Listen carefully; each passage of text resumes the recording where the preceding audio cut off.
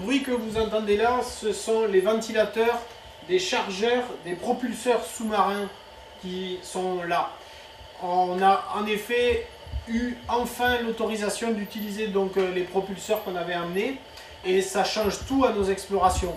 Là où l'on pouvait explorer 100, 150, peut-être 200 mètres grand maximum, on peut désormais explorer 2 km du canyon en une seule plongée. Donc pour nous ça change tout et d'ailleurs ça a payé dès aujourd'hui puisque j'ai enfin trouvé un sélacanthe depuis, ça faisait plusieurs jours qu'ils étaient absents et là grâce à ce déplacement plus facile j'ai fini par trouver une petite grotte. L'entrée était toute petite mais la grotte était très profonde et au fond de cette grotte il y avait un sélacanthe. J'ai réussi à faire une photo à droite, une photo à gauche, donc les deux côtés de l'animal pour pouvoir identifier l'individu et voir s'il est connu ou inconnu. Voilà, donc ça c'est assez génial, ça fait quand même plaisir d'avoir un peu ce résultat aujourd'hui. Vous voyez, il y a 4 scooters, donc les 4 plongeurs, Yannick, Thibaut, Florian et moi. Mais dans l'eau, il y a aussi Peter Tim, le plongeur d'ici, celui qui nous accueille. Et donc du coup, il va falloir qu'on lui trouve un autre scooter parce que ben, évidemment, il ne peut pas nous suivre autrement. Donc ben, ça va être le rôle de Cédric, le chef de mission qui s'occupe de la logistique, qui s'occupe de à peu près tout. Et qui va devoir, en un temps record, au bout du monde où on se trouve, réussir à nous faire parvenir un 5e propulseur pour que toute l'équipe soit équipée. Mais ben, du coup c'est l'occasion, vous allez connaître qui est Cédric. Salut, à demain.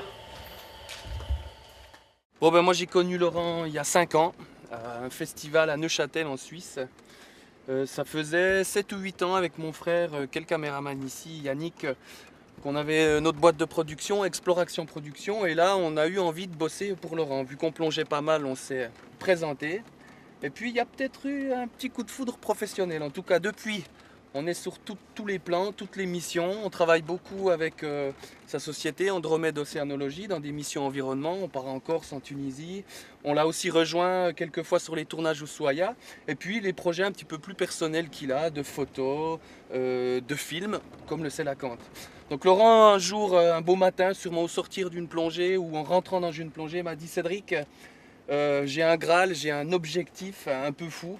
Je vais aller être le premier à photographier le Sélacanthe à Sodwana, là où Peter Tim l'a découvert. Qu'est-ce qu'on peut faire ?»